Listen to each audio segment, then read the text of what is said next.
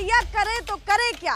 एक तो पहले ही महंगाई की मार, आप क्या कर रहे हैं ये बताइए। आप सरकार पर तंज कसते हैं, आपने भी तो अपनी चीजों को महंगा कर दिया। मेरा घर किसान का घर, बीजेपी मुक्त घर। हमारी पार्टी है, ये हम हैं और ये बीजेपी का परचम लहरा रहा है। तो ये जनता वो बुढ़िया है, समझे, हमें ठगा गया है, ठगा। आज जिला बिजनौर के नेट और थाने पे बीजेपी वालों के बढ़ने पे बवाल मचा। एंट्री हो गई है क्या बीजेपी? बिल्कुल नो एंट्री है।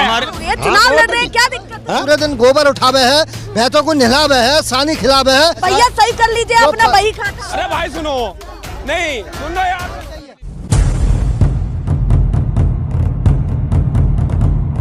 नमस्कार, एक बार फिर से आप सभी का स्वागत है। मैं आपके साथ हूं मीरा राजपूत। आम जनता भैया करे तो करे क्या। एक तो पहले ही महंगाई की मार झेल रहा है, डीजल हो, पेट्रोल हो या फिर सिलेंडर हो।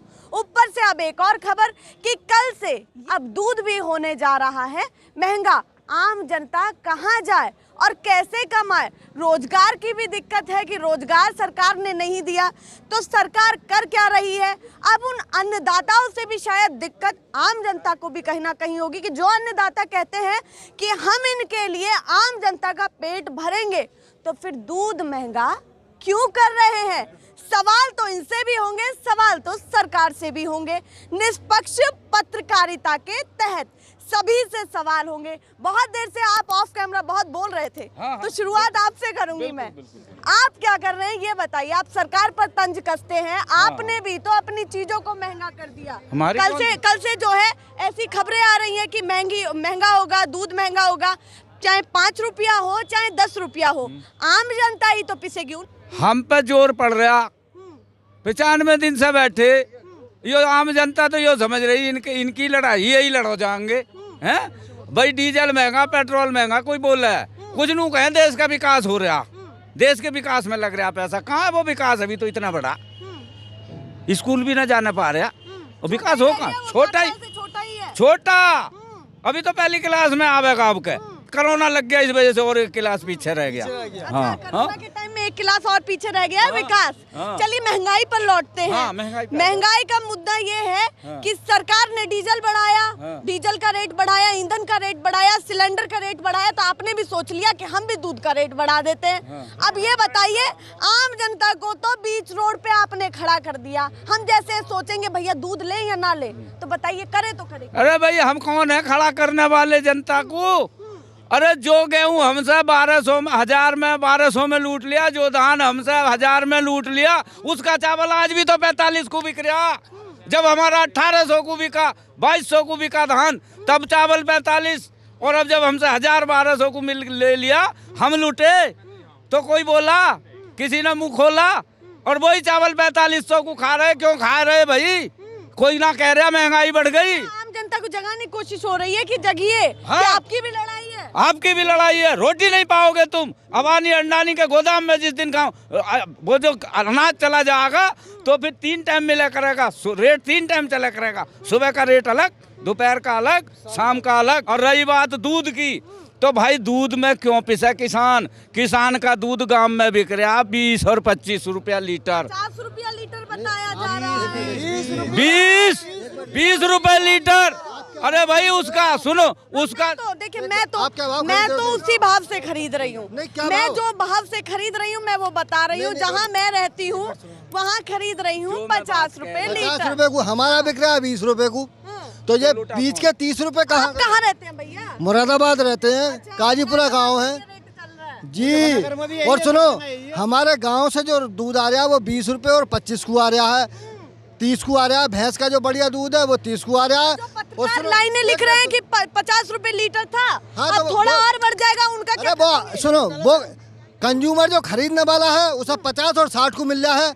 किसान जो बेचने वाला है, जो उत्पादन कर रहा है, जो पूरे दिन गोबर उठावे है, भैंसों को नहलावे है, सानी खिलावे है, उसे बेचारे 20 रुपए का रेट मिल रहा है, 25 रुपए का रेट मिल रहा है। पानी की बोतल 1 पौन लीटर पानी होता है, उसमें 750 ml। हमारा पूरा 1 लीटर जाता है। 1 लीटर दूध 25 रुपए का और पौन लीटर पानी 20 रुपए का। ये कहाँ का इंसाफ है साहब? की बात आप बहुत कर रहे हैं। आपको सरकार से दिक्कत हो गई है, चुनाव लड़ रहे हैं, क्या दिक्कत है? बहुत बड़ी। हमारी तो दीदी है वहाँ भी अच्छी है वो, ये तो वहाँ भी नाटक कर रहे हैं।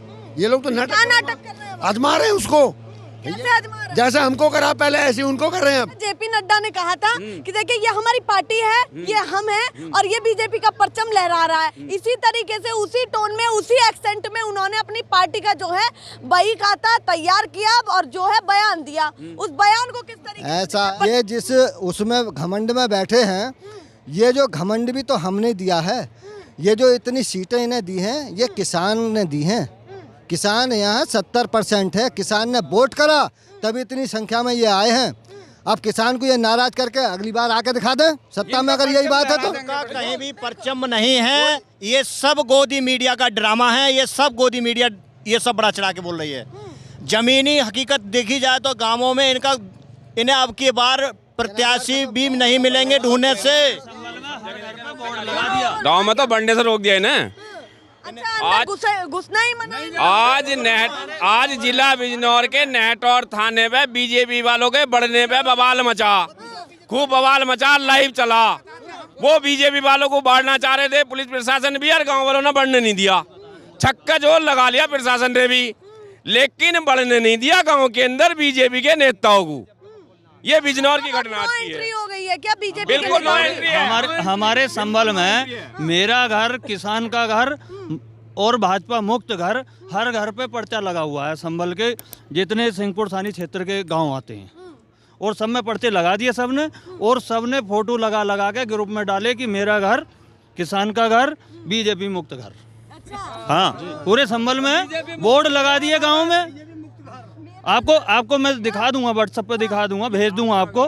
पूरे सिंहपुर थानी क्षेत्र में, चंदावली गांव में, बतावली है। जैसे वो अपना चुनाव प्रचार कर रहे हैं उसी तरीके से आप भी बताने। जी, हमने ये तय किया। इन्होंने कहा था मेरा घर भाजपा का घर, हमने उसी तरीके से अपने उधर लग दिया। और उसमें भी इच्छा रखी है किसान की कि भाई तेरा मन है तो लगवा, नहीं है मन बीजेपी को वोट देना तो मत लगवा। तो सब ने लगवा दिए और मांग कर ले गए। और 3000 पोस्टर छपे थे, वो भी कम पड़ गए और छप रहे हैं। अच्छा, अगर बीजेपी सरकार ये कहे कि देखिए आपको कैसे मनाए हम, जिस तरीके से आप रूठे हुए हैं पूरे 3 महीने से, आपको कैसे मनाया जाए जो कि आप भी खुश रहे वो भी खुश रहे, तो क्या कहना चाहेंगे? मोदी जी से क्या कहना? मोदी जी से आपकी सीधी बात हो रही है, तो बताइए आप मोदी जी से अगर सीधी बात कर रहे हैं तो आप क्या कहेंगे? तीनों कानून वापस कर लें, एमएसपी पे कानूनी गारंटी दे दें। बस ज्यादा लंबी बात ही ना, ज्यादा लंबी बात नहीं। यहाँ बस इतनी सी बात है। और वहाँ पर ही बात आकर के अटक जाए कि भैया हम संशोधन से ज्यादा कुछ नहीं कर सकते, ऑफर तो आपको बढ़िया से बढ़िया दे तो दिया। एमएसपी पे कानूनी गारंटी दे दें, इससे नीचे खरीद ही ना हो, इससे नीचे खरीद ना हो, कानूनी गारंटी जो एमएसपी। किसान राज्य कहाँ से हो जाएगा फिर? भाई किसान से अगर मोदी जी डायरेक्ट बात करें तो किसान तो ये बुझेगा, ये बता दे किसान को इन 7 साल में क्या दिया। एक फायदा गिना दो मोदी जी किसान को फायदे वाला। और जो राष्ट्रहित की बात करें तो राष्ट्रहित में क्या करा? अभी तो बेटा हम 100 रुपये पेट्रोल के दाम सोच रहे हैं, बुरा मत मानना। अगर हमारा ये एकता टूट गया ना तो 100 रुपये आटा भी मिलेगा हमें। ठीक है, ये मोदी का नीति है। पूरा माल इनके पास बिल्कुल, बोलने दीजिए। हाँ बोलिए। देखिए इस समय बात सुनने वाली है, जो ये बात कह रहे हैं वाकई उस पे गौर करना चाहिए। बोलिए। इस समय हम जितना जनता खड़े हैं, अभी तो हम पेट्रोल पर रो रहे हैं, 100 रुपया हो गया। अगर हमारा एकता ये टूट गया तो 100 रुपये आटा भी मिलेगा, दाल भी मिलेगी। सोचिए ये मोदी क्या है? हिटलर, ओनली फॉर हिटलर है मोदी। मोदी ने क्या क्या सुनिए ना, इतनी नफरत हो गई आपको। मैं ये पूछना चाहती हूँ, प्रधानमंत्री से आप आराम से भी तो कह सकते हैं ना कि हमको ये। सुनो मैं दूंगा जवाब। सुनो 1 मिनट। प्रधानमंत्री से नफरत नहीं, नफरत है किस बात की बेटा? एक प्रधानमंत्री एक राज्यसभा सांसद की विदाई पर रोता है, संसद में आंसू बहाता है, और यहाँ 250 किसानों के मरने पर एक दिन आंसू नहीं बहाया। संवेदनाहीन सरकार हो गई। इसका गलत क्या हम 3 महीने से बैठे हैं, 3 महीने से बैठे हैं, उस पर मोदी ने कभी आंसू बहाया है? फिर और उन 250 किसानों का क्या होगा? जो 250 किसानों की शहादत हुई, बीजेपी की सरकार कहती है, वो जो इस प्रवक्ता है कि सबूत लाओ। अरे हमारी शहादत पे सबूत मांगते हो और एक कांग्रेस के राज्यसभा सांसद को विदाई पे आंसू बहाते हो। बेशर्मो शर्म नहीं आवे तुम्हें? और हमारे किसान के लिए सरकार से जवाब मांग रहे हैं हम कि उसे अगर इतना ही प्रेम है गुलाम नबी आजाद से तो अपनी पार्टी से लिया मैं राज्यसभा सांसद बना मैं। इतना प्रेम है तो हमारे किसान के लिए क्या है? हमारे लिए 2 आंसू तुम्हारे पास नहीं और संवेदनाहीन सरकार है। चलिए, सरकार से सीधा पूछा जा रहा है, आप कहते हैं हम किसानों के हितैषी हैं, तो आप क्यों जो है अपनी संवेदना जो है प्रकट नहीं करते हैं?